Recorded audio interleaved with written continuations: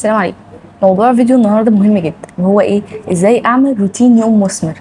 يعني ايه؟ يعني اليوم ما يعديش كده، اليوم اعمله بتاسكاته، اليوم انجز فيه كل الحاجات اللي انا عايزها، اليوم اللي هو ما يخلصش وخلاص انا ما عملتش اي حاجه. لا، المفروض اليوم يكون نستغله صح. فهو ده موضوع الفيديو، ازاي تستغل يومك صح وتطلع فيه بانجازات حلوه.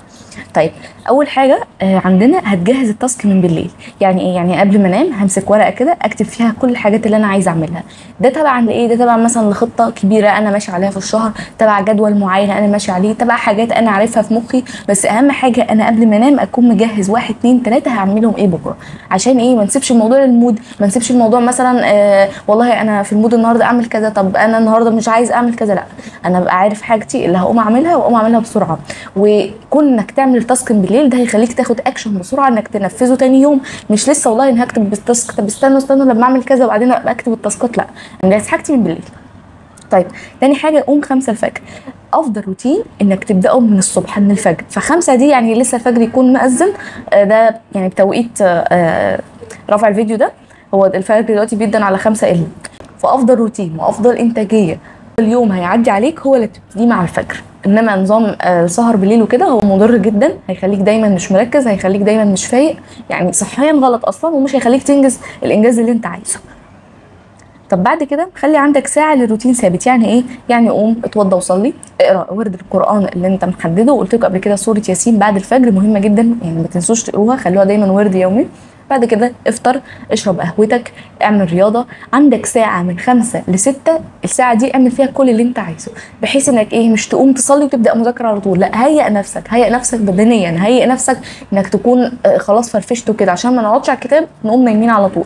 فدي 3 حاجات: هتجهز التاسك من بالليل، هتقوم الساعه 5 الفجر، دي مهمه. شوف بقى حد يصحيك، الناس اللي ما بتصحاش ايا يكن، يعني المهم لازم تقوم الساعه 5 الفجر.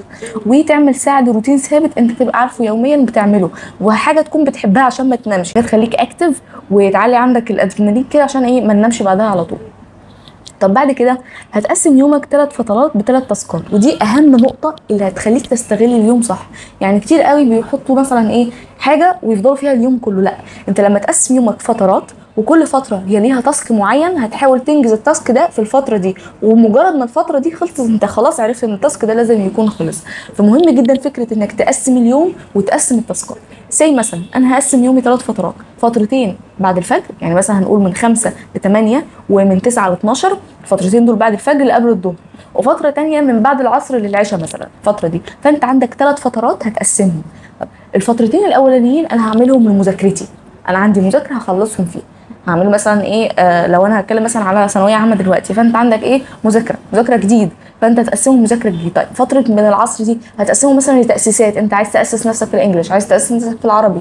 تمام. طب انا لو طالب جامعي مثلا عندي برضو مذاكره هعملها. الفتره الثانيه هبقى عندي كورس بشتغل عليه انترنت، عندي مثلا ريسيرش بعمله، عندي اي اكتيفيتي انا بعملها اعملها، بحيث ان انا عندي اليوم متقسم، فاستغل كل فتره في اليوم، ما ازنق نفسي في فتره وباقي اليوم يكون ايه؟ فاضي ويضيع. بعد كده خد ساعه ونص يوم. مهم جدا تاخد فتره ريست في النص، وهي ايه؟ صلي الظهر ونام، بحيث ان الفتره دي بتاخد بحيث ان الفتره دي عقلك بيعمل فيها ريست، بيعمل فيها سيفنج للمعلومات اللي اتحشرت فيه الصبح.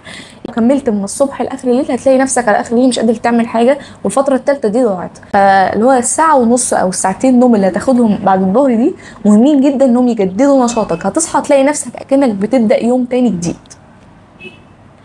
بعد كده، ودي برضو نصيحه مهمه عشان حفظ الوقت، كل حاجه لوقتها. يعني ايه؟ يعني ما اكونش انا قاعد اذاكر وامسك الموبايل، ما اكونش انا مثلا قاعد بعمل شغل على الكمبيوتر واقول طب بثانيه بس هفتح كده اليوتيوب اسيرش مثلا على فيديوهات او اي حاجه. لا، كل حاجه لوقتها. مهم جدا التزامك، كل حاجه بوقتها، هتلاقي نفسك بتنجز اكتر، كل حاجه بتخلص. ما تكسلش، اهم حاجه مش مثلا انا حاطط 3 تاسكات اعمل مثلا 2 وابقي التاني لبكره. لا، انا اعمل جدول، انا اعمل تاسكات لازم كلها تخلص، وما ينفعش اكسل، لان اللي هتكسله هيتراكم عليك تاني يوم، وكده انت مش بتستغل اليوم.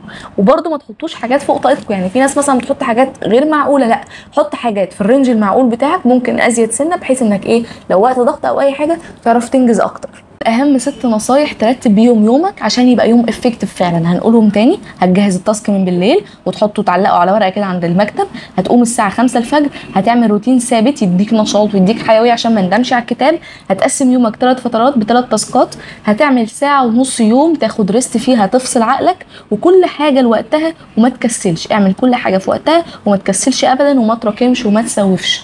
اتمنى يكون الفيديو فاتكم. شكرا والسلام عليكم ورحمه الله وبركاته.